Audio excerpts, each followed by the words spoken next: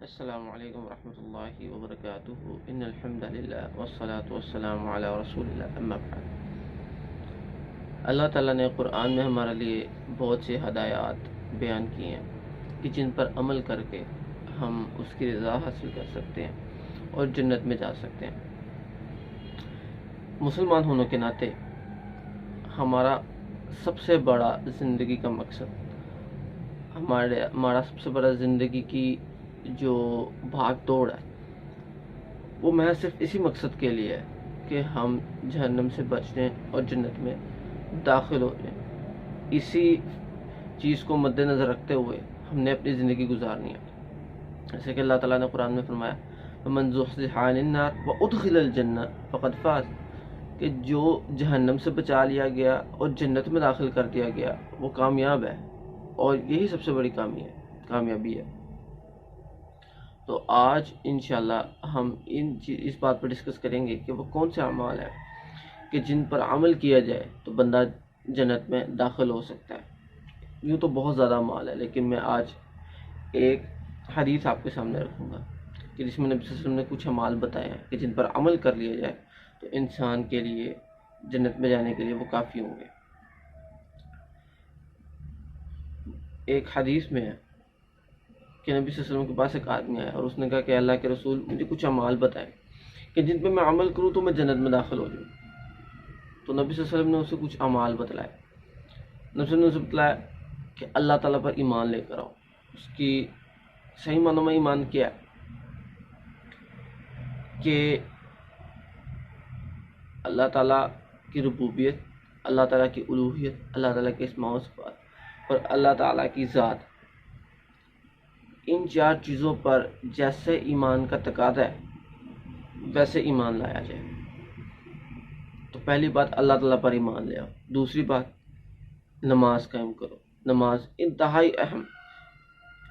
اہم عمل جو کہ جس کی تو معافی کسی صورت میں نہیں ہے۔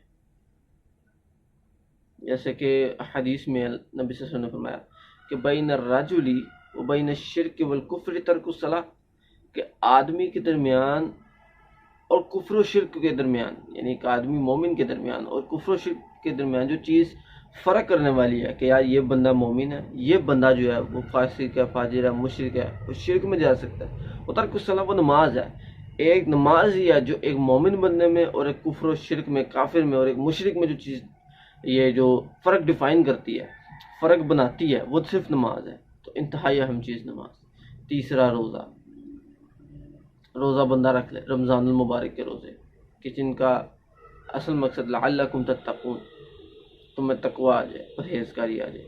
اور چوتھی چیز زکوٰۃ۔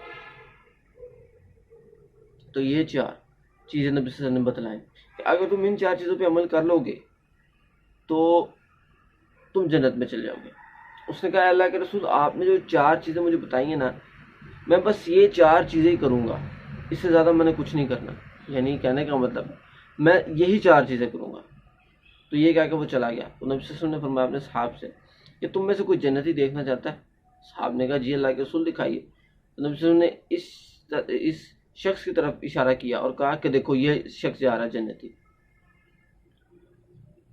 تو پھر نبی صلی اللہ علیہ وسلم نے فرمایا اگر یہ عمل کر لیتا ہے تو پھر یہ شخص جنتی ہے۔ یعنی ان چار ہم جو عمل بتائے گئے ان پہ ہلکا سا اگر غور کر لیں تو پہلی چیز ایمان، توحید، اللہ پر صحیح معنوں میں ایمان۔ دوسرا نماز کو کبھی یعنی اس کی معافی ہے ہی نہیں، دیر سویر ہو جاتی ہے، انسان کے 100 معاملات ہوتے ہیں، لیکن اس کو لازمی ہر صورت میں اختیار کرنا چاہیے۔ تیسری بات روزہ، سال بعد رمضان مبارک کے روزے آتے ہیں۔ بعض اوقات اللہ تعالیٰ معاف فرمائے ہم میں سے کچھ ایسے بھی ہیں جو سال کے بعد بھی روزے نہیں رکھتے، اور یہ اتنی بڑی اپرچونٹی ہوتی ہے کہ ہم اپنے آپ کو صحیح کر لیں، ہمارے اندر جو کمیاں کوتاہیاں اسے دور کر کے ہم صحیح معنوں میں دین اسلام میں دوبارہ ایک نئے طریقے سے اس کو لے کے چلیں۔ تو چوتھی چیز زکوٰۃ، جو صاحب نصاب کو پہنچ کے 2.5% وہ چیز وہ ادا کرے۔ تو یہ چاروں فرائض ہیں۔ یعنی اس حدیث میں ہمیں فرائض کی اہمیت کا بتلایا گیا۔ آپ فرائض ادا کر لو صحیح طریقے سے، اللہ تعالیٰ کی جنت میں آپ داخل ہو جائیں گے۔ تو فرائض کی بڑی بڑی اہمیت بیان کیا ہے اس حدیث میں، فرائض کو پورا کر لو اور اللہ تعالیٰ کی جنت میں داخل ہو جاؤ۔ اور ایک حدیث میں اور ہے کہ اللہ تعالیٰ کا تقرب حاصل کرنے کا جو ذریعہ وہ فرائض ہے، تو ایک تو اللہ کا تقرب بھی حاصل ہوتا ہے، دوسرا اللہ کی جنت۔ تو یعنی جیسے تقرب حاصل ہو گیا اللہ کی جنت بھی حاصل ہو۔ تو اللہ تعالیٰ سے دعا ہے اللہ تعالیٰ ہمیں یہ اعمال، ان اعمال پر عمل کرنے کی توفیق عطا فرمائے۔ السلام علیکم ورحمۃ اللہ وبرکاتہ۔